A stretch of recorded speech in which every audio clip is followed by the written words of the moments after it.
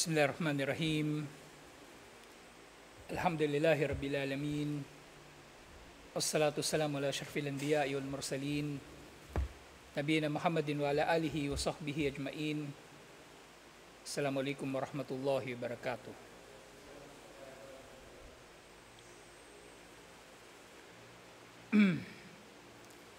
So inshallah, dapat pala sira ngayon pero iba yung aklat na nadala ko eh. Pero tuloy na natin ito inshallah.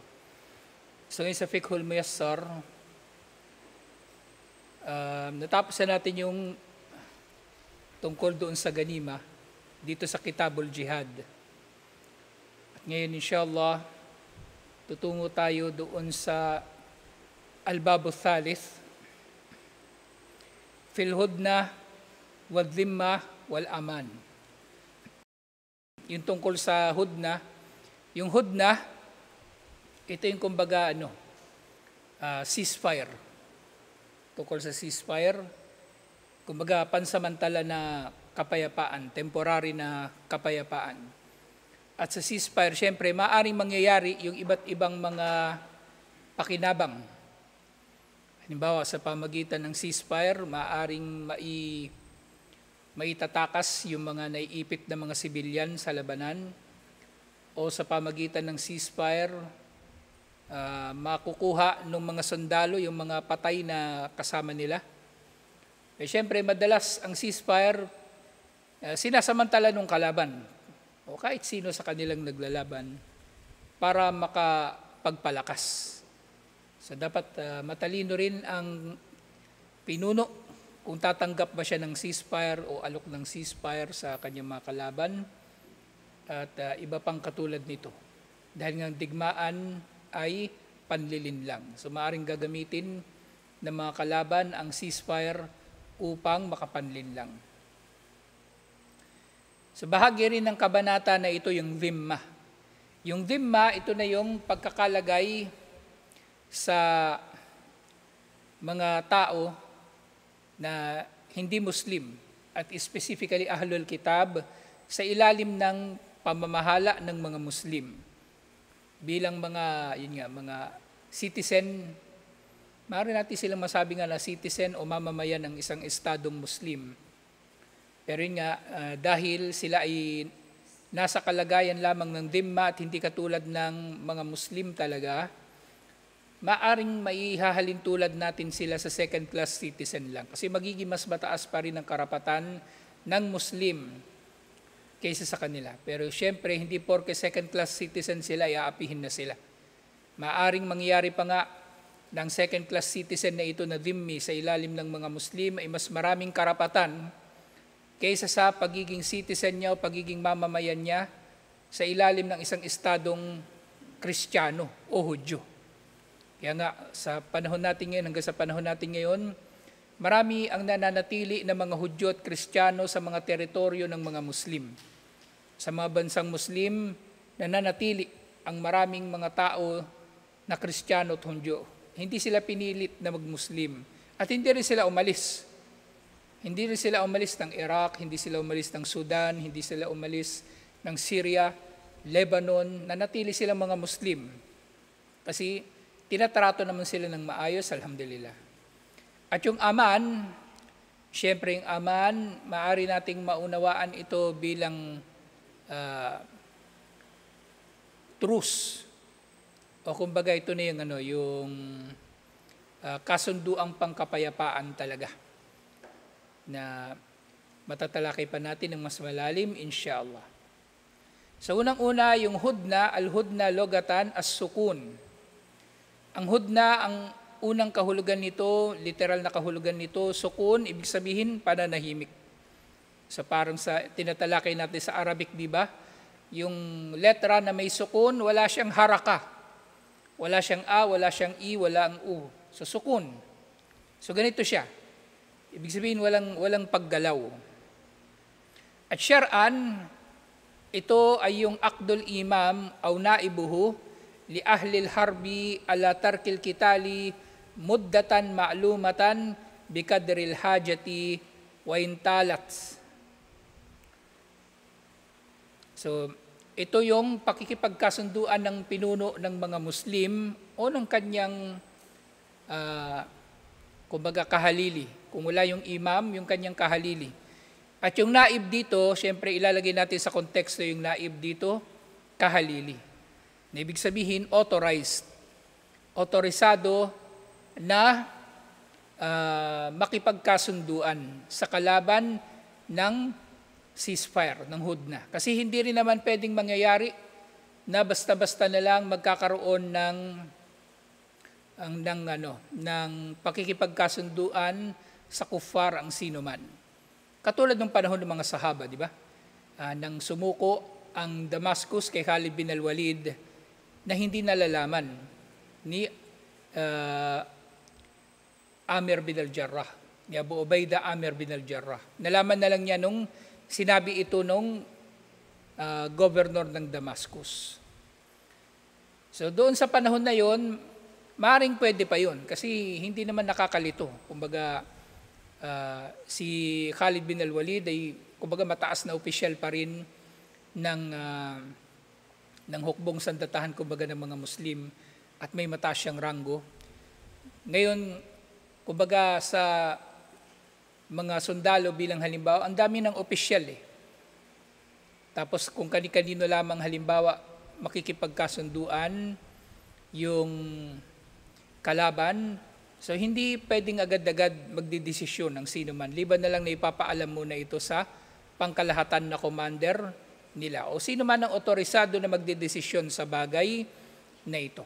Sila lang ang pwede magdidesisyon dito, hindi pwede na kahit sino lang. Singa ang pagkakasunduan nila ay ang pagtigil sa labanan sa ilang panahon na tukoy. Tukoy ang panahon. Halimbawa, hindi sila maglalaban ng isang araw, 2 araw, upang matupad ang ilang mga pangangailangan. At walang problema, kahit pa tumagal ang hudna na ito. Bawa, tatagal ito o maaari nga nila itong i-extend o pahabain. At syempre, meron din ito mga kondisyon na kapag nabali ay mawawalan na nga ng saysay ang ceasefire at maaari nang magpatuloy muli ang digmaan. So itong hudna ay tinatawag din wa tusamma muhadana wa muwadaah wa muahada. So lahat ng ito ay tumutukoy sa parehong kahulugan sa wikang Arabic, sa hudna, yung ceasefire. So muli doon naman sa hudna, so hindi pa tinalakay dito yung yung unang tinatalakay natin dito pa lang sa hudna, yung sa ceasefire. Doon sa mashru'iyati wa dalilu dhalik. Mashru'iyatiha wa dalilu dhalik, ang pagsasabatas ng hudna at ang dalil dito. So sinasabi nga, yajuzu li imamil muslimin aqdul hudna ma'al kuffari ala tarkil kitali muddatan ma'lumatan bi kadril haja. Pinahihintulutan para sa pinuno ng mga Muslim na siya ay magkakaroon ng kasunduan na ceasefire sa mga kuffar na kalaban, syempre. At syempre, yung Muslim na makikipagkasunduan ng ceasefire, titiyakin din niya na yung kausap niya, otorisado rin. Otorisado na magsalita on behalf ng kanyang mga kalaban na gusto nga nila ng ceasefire. Hindi rin ito kung sino-sino lang din yung kakausapin ng mga Muslim. At yun ay para matiyak na may ipapatupad nga ang ceasefire at may ipapabatid ito sa lahat na tumigil na ang labanan, kahit panandalian lang. Kasi ilang beses na ba na nangyari, di ba? Merong sundalo na patay, nasaksak, tas maya-maya na merong mag-aanunsyo, ceasefire pala. Okay, merong mag-aanunsyo, tapos na yung gera, sumuko na yung kalaban. O, di nakakapanghinayang, kumbaga, na hindi na siya inabutan nung balita. So dapat titiyakin ng tao na yung kausap niya ay may otorisasyon na makipag-usap tungkol sa ceasefire at meron siyang kakayanan nga kung bakit kailangan authorize yung magsasalitain din para matiyak niya na may papabatid sa lahat na meron ngang ceasefire, na meron ngang ceasefire. Doon sa Marawi siege noong 2017, yung nga nagkaroon ng mga ganitong usapin yung sa pagitan ng Maute at ng mga sundalo. At syempre sinasamantala ito ng mga sundalo para makapasok din naman yung mga sibilyan na nagre-rescue ng mga naipit na mga tao doon sa mga bahay-bahay sa Marawi na nagtatago doon. So yun yung dahilan kung bakit nagkaroon nun, tawag nila doon peace corridor. Pero technically, yun ay mapapabilang din dito sa hudna o ceasefire.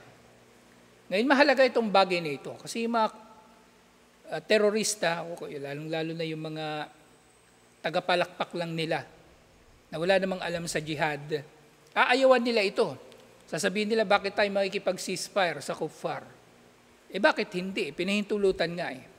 Ayun yung problema. Hindi sila nagjijihad sa tamang paraan ng pagjijihad. So dapat malinaw sa atin ang mga panuntunan ng jihad nang sa gayon nagagawa natin ito ng tama.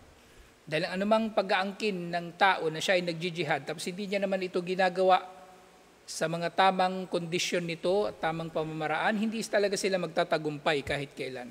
Hindi sila magtatagumpay. Ang ginagawa nila, pagiging tulisan na lang, pagiging kriminal, pero hindi pakikibaka sa landas ni Allah. Hindi magiging pakikibaka sa landas ni Allah. So pinahintulutan ito. So pinahintulutan ito na makikipag-usap yung pinuno ng mga Muslim sa kuffar na hindi muna sila maglalaban sa ilang panahon ayon sa pangangailangan. Idha kana fi aqdiha maslahatun lil muslimin, lalong-lalo na kung merong pakinabang para sa mga Muslim sa ceasefire na ito. Kung walang pakinabang, titingnan din niya. Kasi maaring mangyari, di ba, nananalo na yung mga Muslim. Tapos yung kuffar, hihingi ng ceasefire. Titingnan din niya. Titingnan din niya kung pahintulutan ba niya magka-ceasefire. Kasi mamaya yung kalaban, magpapa-ceasefire para hinihintay lang pala nila yung paparating nilang iba pang sundalo, iba pang armas. So titingnan niya, inshallah. Yun nga, kung yung mga Muslim, halimbawa mangyayari sa kanila kada'fihim o adami istidadihim, kung ang mga Muslim ay mahina o nanghina na at kulang sila sa paghahanda, so pwede silang makipag-ceasefire. So iba ang ceasefire sa pagsuko, hindi naman sila sumusuko. At yun nga, dahil nga kaya nabanggit ko kanina, ang digmaan ay panlilin lang.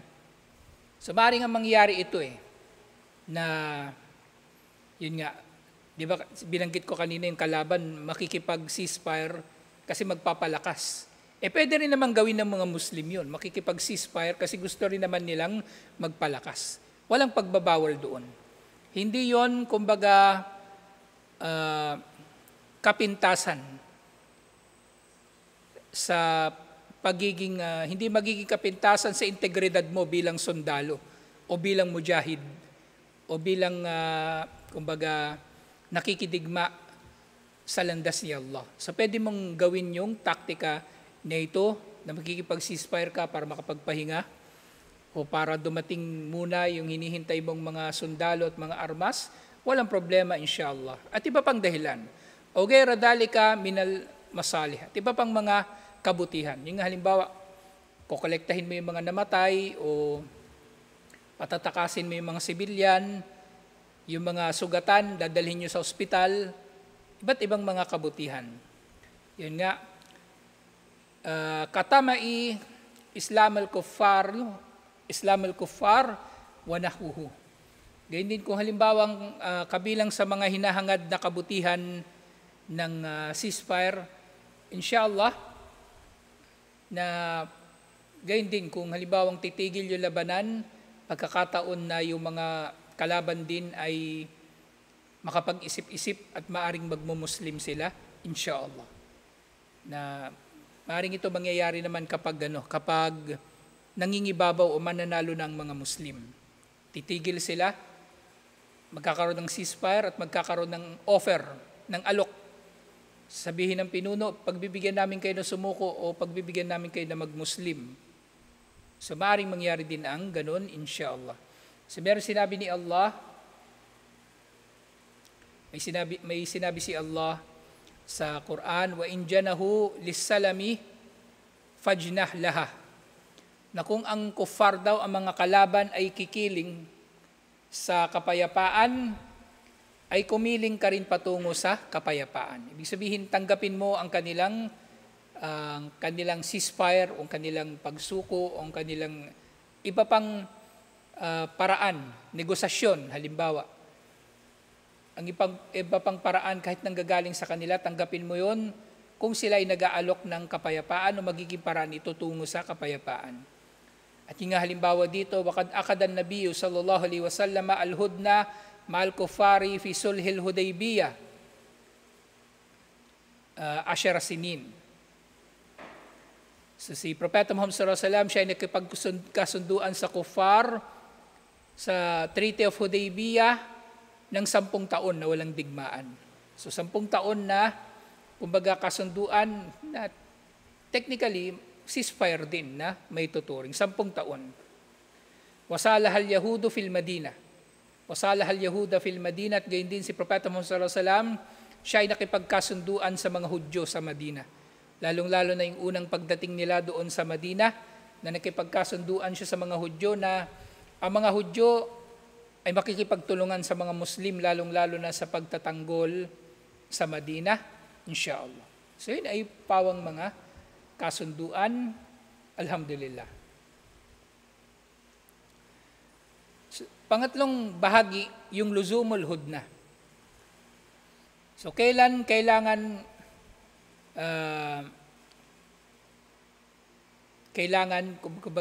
nagiging kailangan ang hudna, ang ceasefire? Takunul hudnatul lati akadaha al-imamu aw naibuhu lazima. Ang anumang ceasefire na napagkasunduan ng imam o ng kanyang representative ay magiging lazim. Ibig sabihin, kailangang ipatupad. Kailangang ipatupad. Ibig sabihin, kapag ito yung kondisyon na kailangan na siyang ipatupad talaga na magkakaroon ng hudna kapag merong kasunduan. Pero bago pa ito, bilang pag-iingat sa mga Muslim, kasi maaari ding sa gera kasi, kung sa gera, meron ding fake news. Sa gera, meron ding propaganda. Sa gera, meron ding kasinungalingan.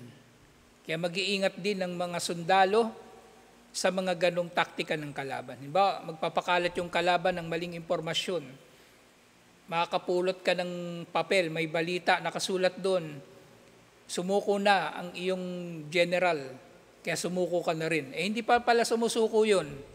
Tapos akala mo sumuko na, kaya ginawa mo, iniwan mo yung armas mo. Tapos pumunta ka na doon sa kampo ng kalaban, sumuko ka. Binaril ka bigla. Kumbaga, yung pala ay panlilinlang lang nila. So dapat titiyakin din ng mga Muslim, inshallah. Wala yajuzu nakdaha, wala ibtaliha. At hindi pinahintulutan na babaliin ito ninuman o pawawalang bisa ninuman. Ang tanging merong karapatan na magpawalang bisa ng ceasefire, yung nakipagkasunduan din dito, yung pinuno ng mga Muslim. So, halimbawa nga, binali nung kalaban yung ceasefire, di magdedesisyon din yung pinuno ng mga Muslim na nabali na nga ang ceasefire. Yung nga, mastakamu lana. So nga, walang sino man ang pwedeng babali o magpapawalang bisa ng ceasefire hanggat yung kalaban ay nananatili na nagpapatupad din ng ceasefire, walam yakunu, at hindi nila tayo nililinlang. Walam naksya minhum khiyana. At gayon din, hindi nga natin kinatatakutan din sa kanila ang panlilinlang. Naroon palagi yung panganib na lilinlangin nila tayo, di ba? Pero nga, kapag ang imam ay nakaramdam na ng panlilinlang sa kalaban, pwede niya namang bawiin yung ceasefire anumang oras, anumang panahon, pwede rin, inshallah. Yun nga sinabi ni Allah, yung kanina pala, the Suratul Anfal, verse 61. So ito naman sa Suratul Tawbah, verse 7, فَمَسْتَقَامُوا لَكُمْ فَاسْتَقِيمُوا لَهُمْ. Hanggat sila ay nagiging matuwid o nagiging matapat sa inyo, ay maging matuwid at matapat din kayo sa kanila. Ibig sabihin, ituloy ninyo ang kasunduan, insyaallah. At hindi sinabi ni Allah, Suratul Ma'idah, verse 1, Ya ayyuhalladhina amanu, awfu bil uqud. O mga nanampalataya, tuparin ninyo ang inyong mga kasunduan. Fa in nakadul ahda, kapag binali nung kalaban yung ceasefire, bikitalin o mudaharati aduwo na alayna, sa pamagitan ng pagpatay. Yung kalaban may ceasefire tapos pumatay pa rin sila ng Muslim. O kaya yung tinatawag na mudaharatu aduwi na alayna. O kaya yung isang bahagi ng mga kalaban natin na may ceasefire tayo, tinulungan nila yung kalaban natin, sa mababali din ang kasunduan. Ang halimbawa dito,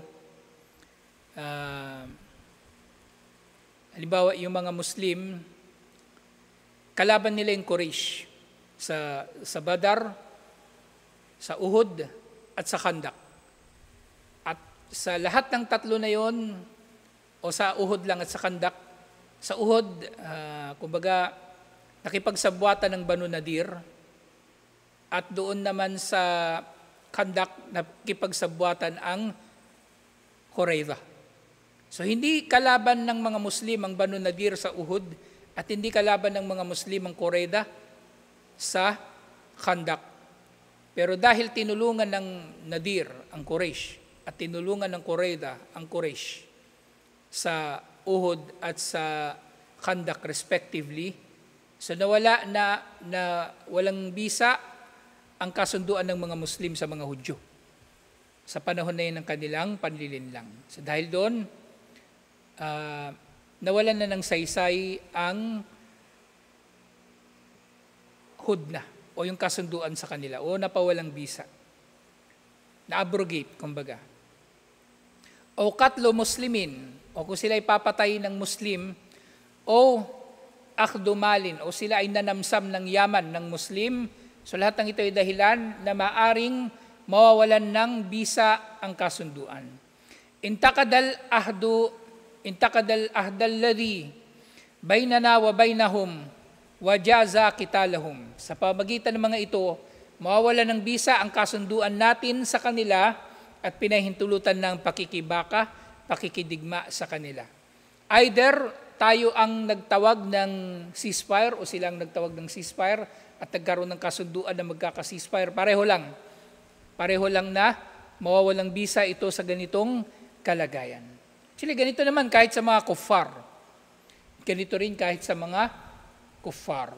Nga sinabi ni Allah, Surah At-Tawbah, verse 13, o verse 12 pala. Surah At-Tawbah, verse 12, wa in nakathu aymanahum min ba'di ahdihim wa ta'anu fi dinikum faqatilu a'immatal kufri innahum la aymana lahum la'allahum yantahun. Na kapag, kumbaga, yung mga kalaban ay pumutol sa kanilang sinumpaan na kumbaga pakikipagkasunduan, matapos na ito ay napagtibay at sila ay kumbaga naminsala sa inyong relihiyon, ay labanan ninyo ang mga pinuno ng kawalang pananampalataya, tunay na walang kasunduan sa kanila, upang sila nawa ay tumigil. So dito, nagpahintulot si Allah na kapag babaliin ng kuffar ang kasunduan ay pwede na silang labanan upang tumigil sila sa pakikidigma o pamiminsala, panlilinlang sa mga Muslim. Wa in khifa minhum naqdal ahdi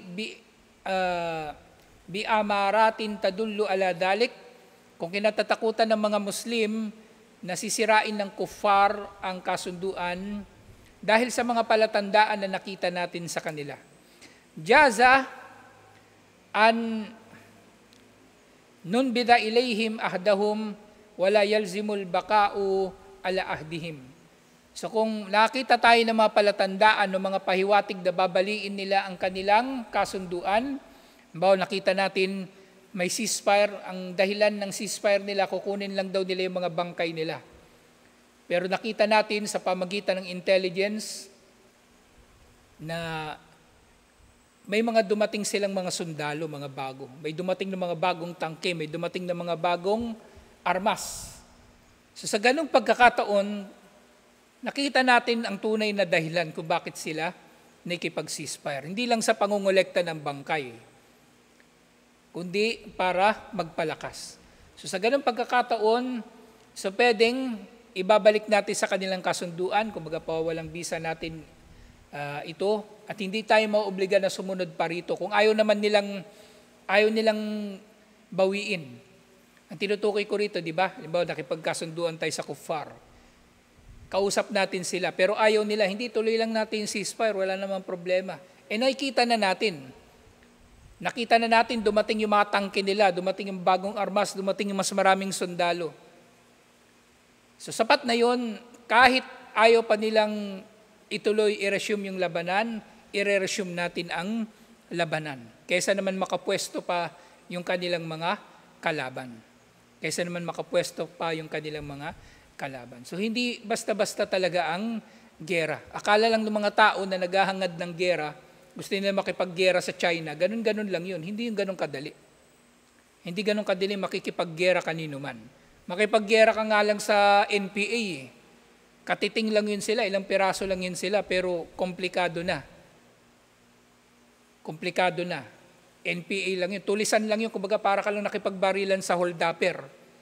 Kumbaga kung sa logistics nila, ang logistics nila pang criminal lang. Kumbaga, lalo na pag China, may Air Force yun, may Navy yun. Meron yung mga espiya na nagkalat sa buong Pilipinas. Tapos gusto nila basta-basta lang didigmain ng China, hindi ganun kadali. Hindi ganun kadali. Ang digmaan ay panlilin lang. Ang digmaan ay paghahanda. Ang digmaan ay logistics at maraming iba't iba pang mga dapat pagtiisan ng tao sa digmaan. At nga may sinabi si Allah doon sa Surah Al-Anfal, verse 57, "Wa imma takhafanna min qaumin khiyanatan fanbidu ilayhim ala sawain." Kung kinatatakutan ninyo mula sa sino man ang panlilinlang, ay ibalik ninyo sa kanilang kasunduan upang magiging pantay kayo. Paano sinasabi rito ni Allah na magiging pantay? Pantay kayo na magugulat. Kumbaga, hindi sila makakalamang sa inyo, nagugulatin nila kayo na may ceasefire o halimbawa tapos na yung ceasefire, di ba? Tapos nakapagpalakas pala sila. Di gulatin nyo rin sila na pinutol nyo yung ceasefire, sinalakay na ninyo sila uli na hindi pa nakakapwesto yung kanilang reinforcement. Kumbaga tumatakbo pa lang yung tangke nila nasa baknotan pa lang, pinutol mo na yung ceasefire, binomba mo na sila, tapos yung mga tangke nila sa baknotan, binomba mo na rin, di pareho kayong inshallah, nagulat o kumbaga walang nalamangan sa inyo. Gusto nilang manlamang, idilamangan mo rin sila kumbaga sa labanan. Anyway, hindi nga yun magiging kapintasan. Kasi katanggap na dahilan na babaliin o pawawalang bisa. Katanggap-tanggap na dahilan ito na pawawalang bisa ng Muslim ang pagkakaputol ng ceasefire kahit pa ayaw nilang putulin ang ceasefire. Kasi nga nakita natin, di ba, sample natin kanina, ang dahilan gusto nila ng ceasefire, kukolektahin lang yung mga bangkay. Bakit ngayon dumarating yung mga dagdag nilang sundalo, dagdag na equipment, dagdag na mga armas? O hindi kasama sa kasunduan yan, baliin na natin yung ceasefire, pawalang bisa natin. Ayaw nila. Hindi tayo pwedeng susunod lang din dun. Pwede na tayong sumalakay, inshallah. Yun nga, a'limhum binakdi ahdihim. Kapag ganun ang nangyari, ipapaalam natin sa kanya. Hindi naman natin sila kumbaga bigla lang sasalakayin. Mag-aabiso rin tayo. Yung pinuno ng mga Muslim, aabisuhan niya yung pinuno ng kuffar. O yan, dahil binali niyo yung kondisyon ng ceasefire, kasi kahit ang ceasefire may mga kondisyon. Binali niyo yung kondisyon ng ceasefire, pinapawalang bisa na namin ng ceasefire, sasalakayin na namin kayo. Gusto nyo man o hindi, itutuloy natin ang labanan. Yan nga, hatta takunu anta wa hum sawaun fil ilm.